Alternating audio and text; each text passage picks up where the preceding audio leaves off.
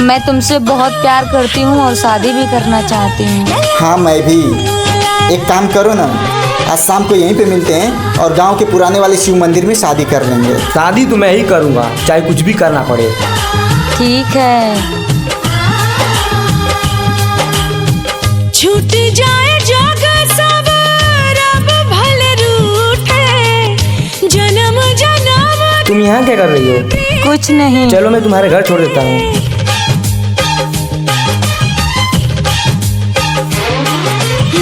अब क्या करने आए हो यहाँ पे?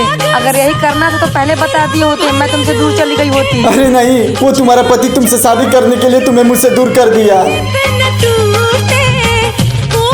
तुम खुद देख लो। तुमने मुझे पाने के लिए मेरे प्यार से दूर कर दिया। अब ये तुम्हारा सपना कभी पूरा नहीं होगा। मैं इस शादी को हरगिज नहीं मानती।